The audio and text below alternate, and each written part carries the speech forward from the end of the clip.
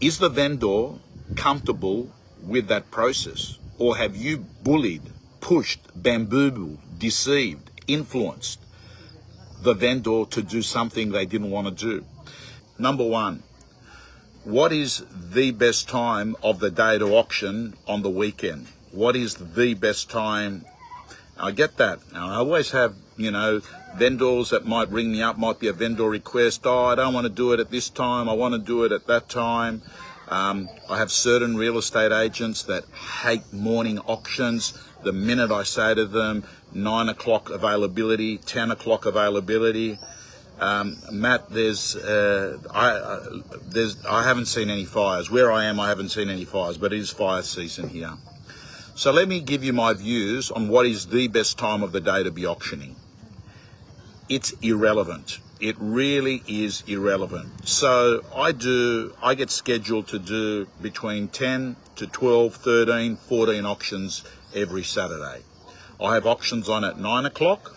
I have auctions on at 9:30. I have auctions on at 10 o'clock. I also have auctions on at 6 p.m. And the reason why is that auctioneering unfortunately is not scalable on people. It's you're required to be there, so you have to fit them in when you can. So here's my view. I do not think someone buying a commodity, an asset of $1 million, even $500,000, is going to change their bearing on whether they purchase that property if they're bidding at 9 o'clock or if they're bidding at 5 o'clock.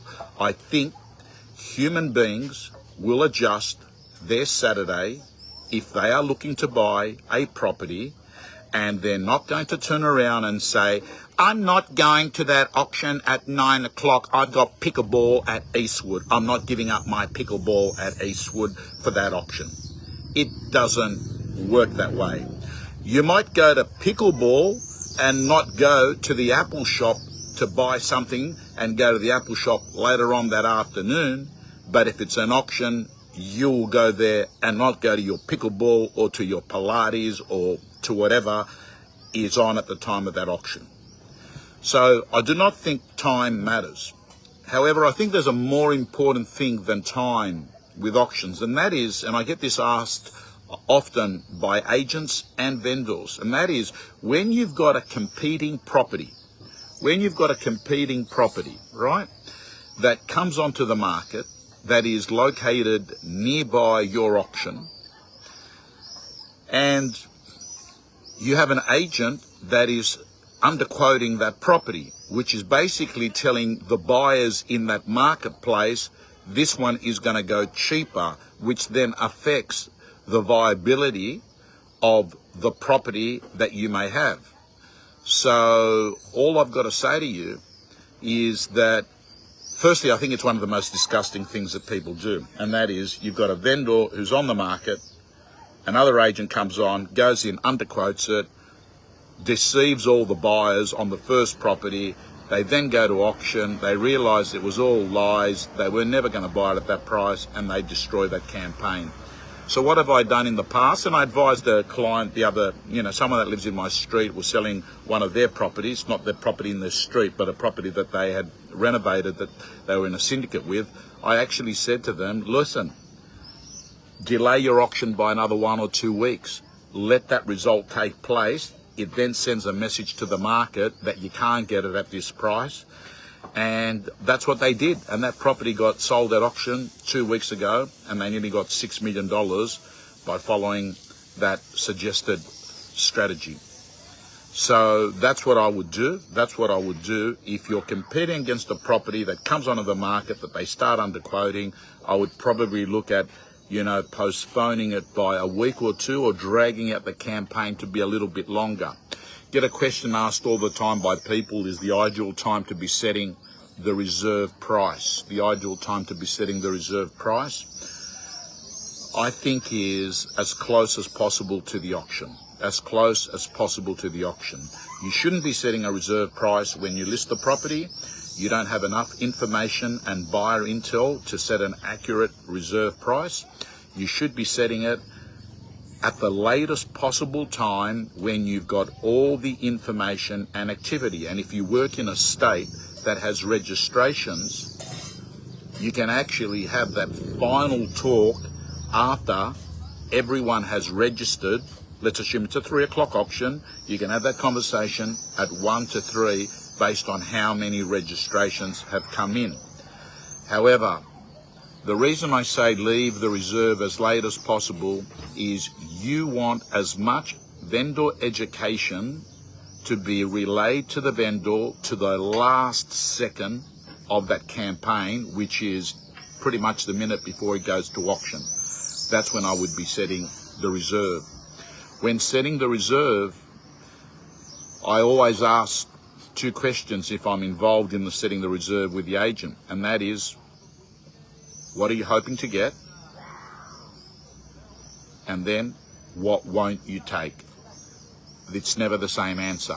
If I say, what are you hoping to get? The vendor might say, I'm really hoping to get $1 million today. I was hoping to get 1.1, but based on the vendor education that we've been having with the buyer intel, I've realigned my expectations and I'm happy to take 1 million. And then if you ask the question, what won't you take? You'll find often it's about 5-7% underneath it. They'll say, well, I'm not going to be selling under 950. And that's useful because it allows you as a real estate agent and an auctioneer to know that if the bidding slows down, you don't just sit there and cancel the auction, that you're going to go off and talk to the vendor knowing what their vendor take figure is. Next question I get asked often is the biggest mistake agents that aren't experienced at doing auctions are, and what advice can I give them? Well, the single one thing that I noticed of unskilled agents with the auction system, the single one, there's others, but the single one is how they handle price at launch, how they handle price during the campaign, and how they talk price with buyers and sellers leading up to auction day. It is the single one thing. And I've got to say to you, I've seen a lot of real estate auctions absolutely become dismal failures because what actually happens is it's actually opposite to underquoting. It's overquoting. It's the exact opposite to underquoting. And I'm not saying underquoting is better than overquoting. What I'm giving you is an example of something that actually can destroy an auction campaign. And I'll tell you why. You go list a property. The owner wants 1 million. Like every property in the market on the world, generally speaking, every vendor wants more for their property than what it's worth the first day you speak to them. That's a fact. Nearly every vendor also thinks they've got the best looking kid and the smartest kid. That's a fact. They're biased. So what you do is you say, okay, my owner wants $1 million, even though the comparable sales are saying $800,000. So what actually happens is you go out, you launch the property and you say to the market, owner wants $1 million. What happens then is low engagement because a $1 million chase by a vendor on an $800,000 expected price on market value means it ain't happening.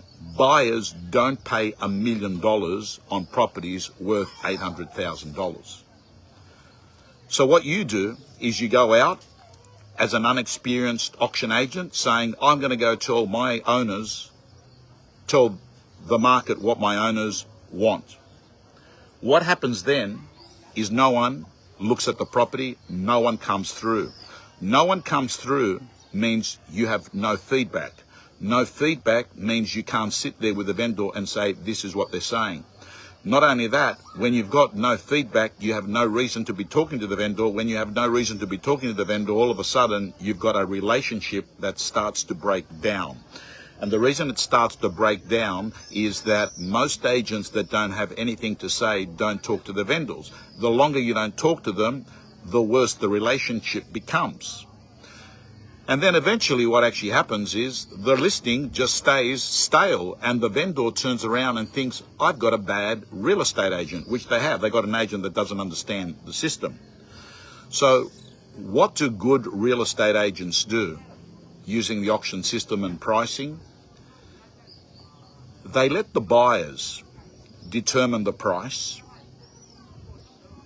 They make sure that they get buyers excited about price. They'll use various methods, and particularly if you've got a motivated vendor that might be overpriced, the sort of dialogue and language you're using is, hey, listen, I want to let you know, like any vendor, my vendor wants to get as much as they can get. I want to let you know, the good news for you as a buyer is they have to sell. They will be meeting market. Since they'll be beating market, I want to let you know. I want to show you what market comparable sales are and illustrate them to them. That is a sort of approach. And then you should be doing that early on in the campaign. And then that campaign gives you feedback, and then you may choose week 2, week 3, week 4 to actually then guide it. But I would say originally you want to be using buyer intel as your pricing strategy, not vendor asking as your buyer guide. And the reason why, it's going to be better for your vendor to be pitching the property at a market where there's going to be buyer excitement. So that to me is the biggest mistake. And a lot of people underestimate what is called agent error in the clearance rate. That's right. I believe that there are 2 clearance rates in the marketplace. There are those that understand the auction system, those agents that have become very capable at the whole process, not only in the pricing, but the way that they actually get buyers, keep them engaged over the 1 month during the campaign. So I believe that agents that are experienced in the auction system have a lower error, and that means they have a higher clearance rate. So, and should every property be auctioned? Listen, I talked about this subject 2-3 years ago, and I had 3 auctioneers ring me up later and actually get stuck into me. I don't care what people's jobs are. I know I do auctions as part of my living. It's not all of my living, but I've got to tell you, not every property should be going to auction. End of story. And any real estate agent that goes in and says every property is an auction property is actually either lying or they actually don't have the right information. End of story. So, what are the factors that to me indicate whether you should be going to auction? Number 1, is your marketplace a marketplace where auctions are the way that people are comfortable working with? Are the lawyers in that marketplace used to the auction system? I've got to say to you, hey Michael, I've got to say to you, that is important, and I'll tell you why. Because if you go to a marketplace where buyers simply don't have lawyers or banks understanding that this is the way it's done, you've got to do a lot of buyer education in that marketplace, right? I'm not saying it can't be done, right? But you've got to be doing a lot of buyer education. So is it an auction marketplace? Number 1. Number 2 is the vendor comfortable with that process? Or have you bullied, pushed, bamboozled, deceived, influenced the vendor to do something they didn't want to do? And the reason I say you want the auction to want to be embracing your recommended approach is that you're going to be giving them feedback. If you're giving them feedback and it's all negative, they're going to turn around and they're going to blame you for pushing auction to them, and that's going to affect your relationship, and then it's going to affect your trust level. And when there's no trust in the relationship, things fall down. When there's trust in the relationship, the terms become negotiable. So if you're pushing a vendor who doesn't trust the auction system into the auction system, they're also not going to be trusting you.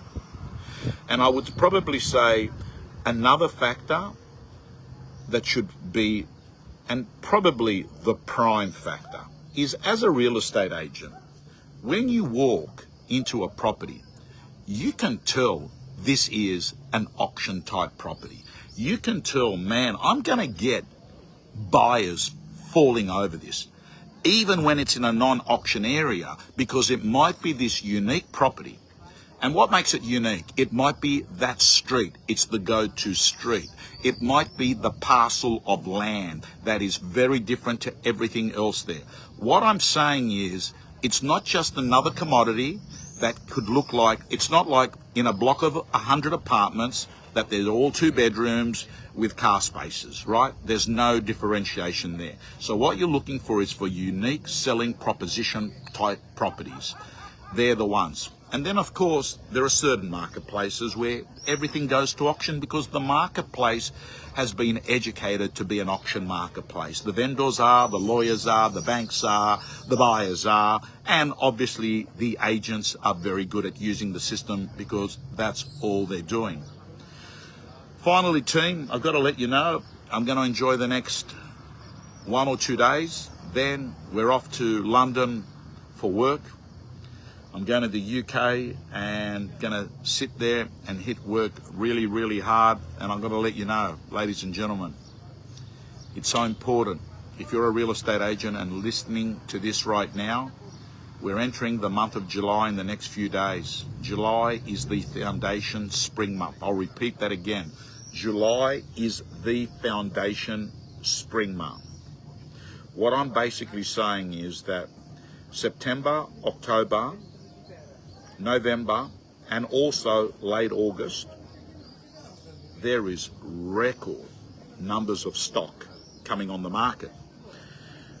Generally speaking, the 6 months of July to December versus the 6 months January to June in terms of volume is significantly higher. My agents always do better the last 6 months of their calendar year. The reason why July is a foundation month is the people that are listing their properties in late August, September, and right through spring and early summer are people that are getting into gear, getting into work, having conversations with agents in July. Just like the conversations for your stock in February happen in November and December, I'm letting you know your spring stock is happening as we speak. Make sure you stay close to your chase list, and particularly stay close to the vendors that are not just your now vendors, not your hot category. The ones that I worry about are the medians, because they often don't get spoken to, and then they come onto the market a month or 2 months later and you think, oh wow, I missed out on that. The reason you missed out on it is they weren't top of mind awareness. David Packwood, am I scouting around over there for Sydney FC? I've got to tell you, after last season, picking up a good centre half and a striker from a team here in Greece wouldn't go astray. Anyway, guys and girls, ladies and gentlemen, I want to thank you so much. Stay well.